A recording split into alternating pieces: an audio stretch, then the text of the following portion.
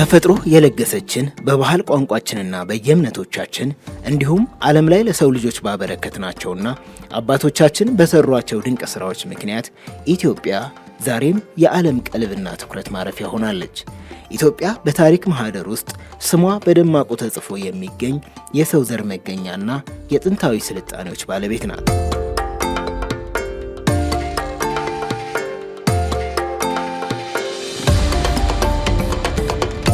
በተፈጥሮ የታደለችው ይህች ምድር ከሰሜኑ የራስ ዳሽን ተራሮች ጫፍ እስከ ዝቅተኛው የዳሎል እሳታማ ባህር ድረስ ባሉ አስገራሚ መልክዓ ምድሮች የተሞላች ናት። ከአለት የተፈለፈሉት የላሊበላ ውቅር አብያተ ክርስቲያናት፣ የጥንታዊ አክሱም ሐውልቶችና የፋሲለደስ ግንቦች የአባቶቻችንን የምህንድስና ጥበብና ጥልቅ መንፈሳዊነት ለዓለም የሚያሳዩ ሕያው ምስክሮች ናቸው።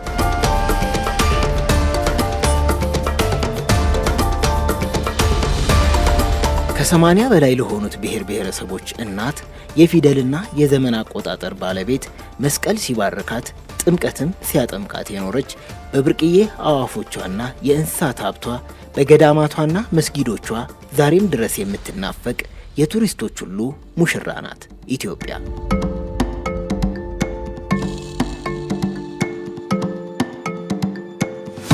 የዚህ ሁሉ ታሪክና ቅርስ ባለቤቷ ኢትዮጵያ ከቱሪዝም ዘርፏ ተገቢውን ጥቅም ለማግኘት ቪዚት ኢትዮጵያ የሚል የቴክኖሎጂ ፕላትፎርምን አልምታ እነሆ ያለፈውን መርሻ የነገውን ደግሞ ማስተካከያ ይሁን ብላለች።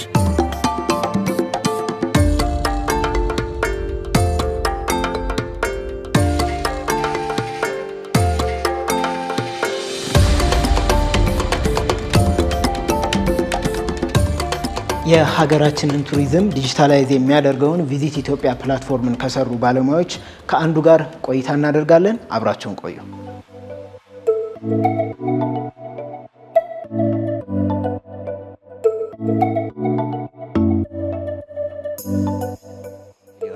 እንዴት አለ?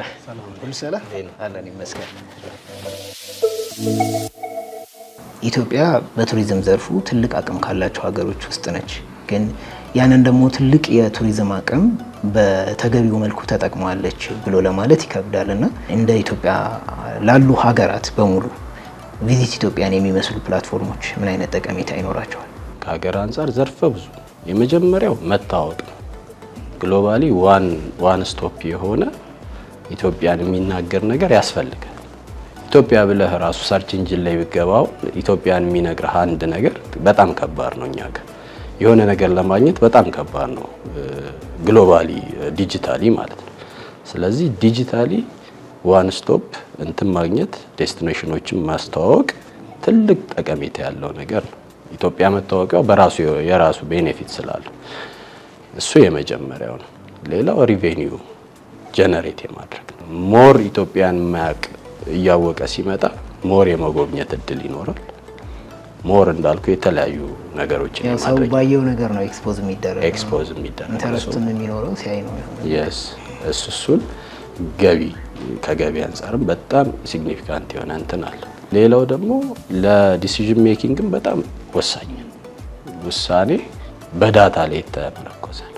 ስለዚህ ምን ቱሪስት አለኝ፣ የትኛው መዳረሻ ነው የተሻለ መዳረሻ ሊጎበኝ የሚችለው፣ የትኛውን ላሻሽል ብትል አሁን ለምሳሌ እንደ አንድ ጥያቄ ቢነሳ በዳታ ላይ ተመርኩዘ ነው ያን የምታደርገው። ስለዚህ መነሻ ይሆናል ማለት ነው። በዓለም አቀፍ ደረጃም እንደ ምሳሌ የሚጠቀሱ በርካታ ቪዚት ኢትዮጵያን የሚመስሉ ፕላትፎርሞች አሉ። ላይክ እንደነ ማጂካል ኬንያ፣ ቪዚት ብሪቴን፣ ቪዚት አውስትራሊያ ምናምን የመሳሰሉ ሁሉም በየሀገሩ እንደዛ አይነት ፕላትፎርሞች አሉትና እንደው ለወደፊት ቪዚት ኢትዮጵያን የት ማድረስ ታስቧል? ምን አይነት እቅዶች አሉ? እሱን እናንሳ። እንግዲህ ወርልዱ አሁን የኤአይ የሆነ ነው ያለው። እንደምታውቀው ዳታ ላይ የተመሰረተ ነገር በጣም ወሳኝ ነው። ሁሉም ቬንደሮች እዚህ ላይ ገብተው ብዙ ተጠቃሚ በበዛ ቁጥር ብዙ ዳታ ይኖራል። ኤአይን የማምጣት የተሻለ ዳታ ለቱሪስቱ የመስጠት ሳፖርት የማድረግ ምናምን ስራዎች አሁን በእኛ በጣም እየተሰሩ ያሉ፣ በዛ በኩል የማሻሻል ፕላትፎርሙም ማለት ነው። ትንሽ ይቀረናል ብለን የሚያሰብነው እሱን ነበር። ሞር እየሰራንበት ነው። ፔመንትም የተሻለ ማድረግ ላይክ ዋን ክሊክ ቱ ክሊክ ፔመንት ኢንተግሬሽኖችን የመፍጠር በፈለከው ደግሞ ከረንሲ እንዲሆን የማድረግ ሌላው ደግሞ የቪአር ሳፖርት አለው ፕላትፎርማችን እና ለምሳሌ ላሊበላ መጎብኘት ብትፈልግ ኤቭሪ ዳይሬክሽን ፕላትፎርሙ ላይ ጎብኝተህ አውቀኸው ነው የምትመጣው። በአካል ለመዳሰስ ነው የምትመጣውና እንደሱ አይነት ሳፖርቶች እየሰራንበት ያለ ነው። ብዙም ሌሎች የታሰቡ ማሻሻያ አሉ። እሺ ሚሊዮን ከልብ አድርጌ አመሰግናለሁ ለሰጠኸኝ ጊዜ እንዲሁም ለሰጠኸኝ ሀሳብ ቴንክ ዩ በጣም። ተመልካቾቻችን በቪዚት ኢትዮጵያ ዙሪያ የምናደርገው ቆይታ እዚህ ላይ ያበቃም። በቱሪዝም ሚኒስቴር ቢሮ ተገኝተን ደግሞ እንደዚሁ አይነት ጥያቄዎችን የምናነሳ ይሆናል። አብራችሁን ቆዩ።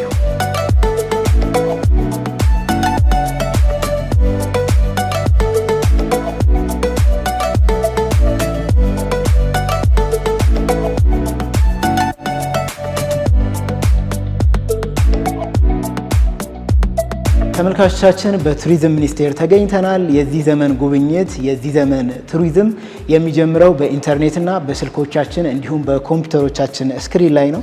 እንግዲህ ኢትዮጵያ በርካታ የቱሪስት መዳረሻ ያሏት ሀገር ነች። እነዚህ የቱሪስት መዳረሻዎችም ተጎብኝተው የማይጠገቡ በጣም የሚወደዱ መዳረሻዎች ናቸው። ሰፊ የቱሪስት ሀብት ያላት ሀገራችን ኢትዮጵያ ይህንን ዘርፍ እንዴት በዲጂታል ቴክኖሎጂው እየደገፈችው ነው የሚለው የዛሬው ፕሮግራማችን መነሻ ሀሳብ ነው። ከእንግዳ ጋር ቆይታ እናደርጋለን። አብራችን ቆዩ።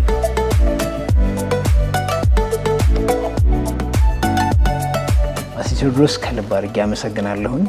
ጥሬን አክብረህ ስለተገኘህ እንግዳይ ስለሆንክ ከልብ አመሰግናለሁ። ቱሪዝም ለእኛ ሀገር ብዙ ጀኒውን የሆኑ የቱሪስት መዳረሻዎች ያላት ሀገር ነች ኢትዮጵያ። በደንብ መታየት ያለባቸው ሃይማኖታዊም ባህላዊም በጣም ትላልቅ ቫልዩ ያላቸው የቱሪዝም መዳረሻ ያሏት ሀገር ናትና ኢትዮጵያ። ይህን ቱሪዝም ዲጂታላይዝ ለማድረግ ለምን አስፈለጋት? ከሱ እንጀምር። ኢትዮጵያ በጣም ብዙ የቱሪዝም ጸጋዎች፣ ባህላዊ፣ ታሪካዊም ተፈጥሯዊም የቱሪዝም ሀብቶች ያላት ሀገር ነች።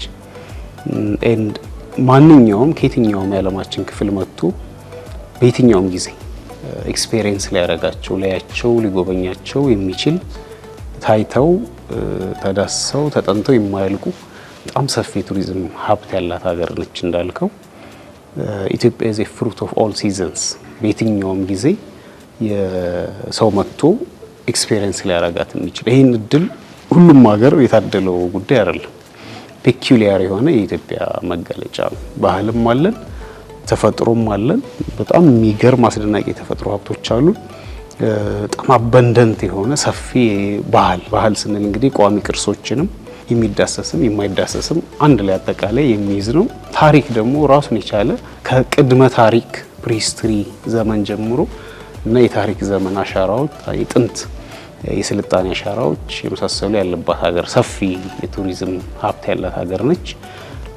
ይሄን ዲጂታላይዝ ማድረግ ምርጫ አይደለም። ጊዜው ወይ መዋኘት ነው ወይ መስጠም ነው። ኤጅ ኦፍ ዲጂታላይዜሽን አሁን የፈጠረው ሁኔታ ግሎባል ገበያው ላይ መቆየት፣ ተወዳድሮ ተጠቃሚ መሆን፣ ጎብኚዎችን ሀገርን አስተዋውቆ ጎብኚዎችን ወደ ሀገር ስቦ ኢኮኖሚያዊ ተጠቃሚነትን፣ ማህበራዊ ተጠቃሚነትን ማረጋገጥ አንዱ ምርጫ ነው።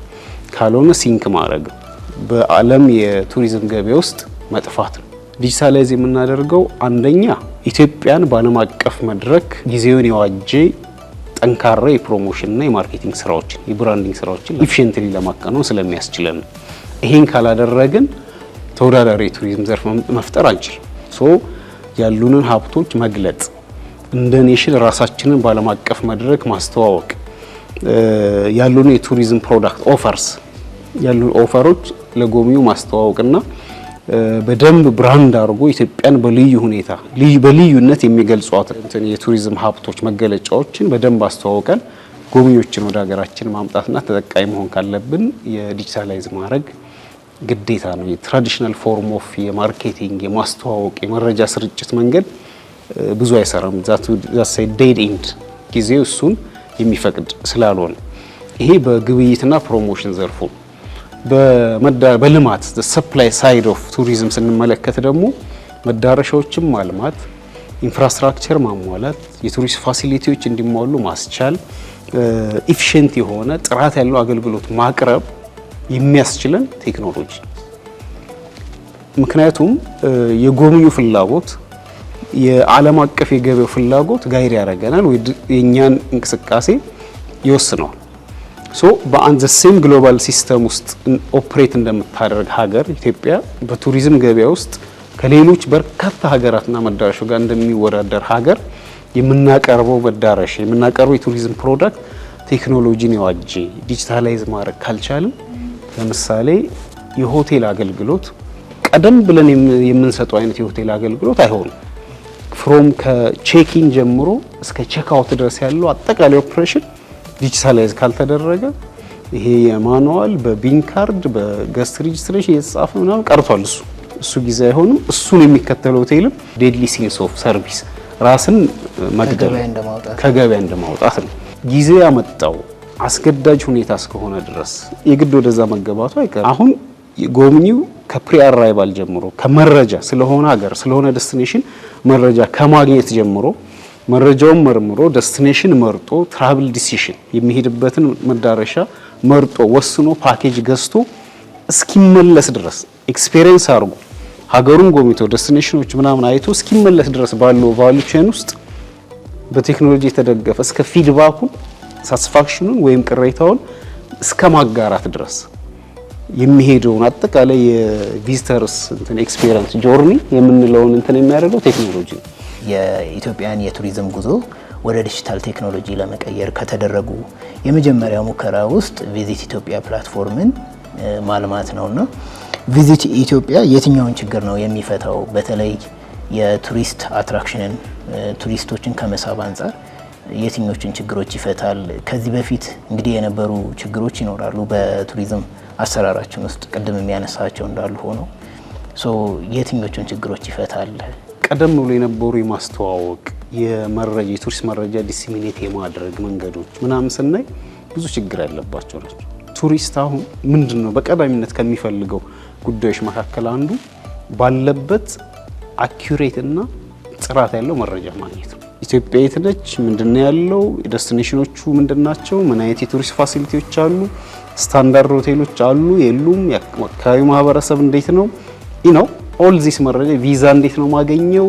ኤር ኮኔክቲቪቲ የአየር ትራንስፖርት ቲኬት እንዴት ነው የምገዛው? ይሄን ሁሉ መረጃ ቀድሞ ማግኘት ያለበት ፎር ቪዚት ኢትዮጵያ ፕላትፎርም ሁለት አንኳር ጉዳዮችን አድሬስ ያደርጋል። አንዱ የመረጃ ምንጭ ነው። ለየትኛውም ጎብኚ ለጎብኚ ብቻ ሳይሆን ኢትዮጵያ ውስጥ ኢንቨስት ማድረግ ለሚፈልግ እንዲሁም ለሌላ በኢትዮጵያ ቱሪዝም ኢንዱስትሪ ዙሪያ መረጃ ለሚፈልግ አካል አንድ የመረጃ ሀብ ነው፣ ማዕከል ነው። ቪዚት ኢትዮጵያ በሌለበት ጊዜ የሆነ ቱር ኦፕሬተር የሚሰጠው መረጃ አለ፣ በዚህ ጋር ኤምባሲ ዌብሳይቶች የሚሰጡት አለ፣ በዛ ጋር የሆነ ሆቴል የሚሰጠው በዚህ ነው። እንዲህ አይነት ነው። አሁን ብጥስጥስ ያለ ነው። አዎ ኮምፕሊት አይደለም። የአኩሬሲ ችግርም አለው። አፕ ቱ ዴት አይደለም።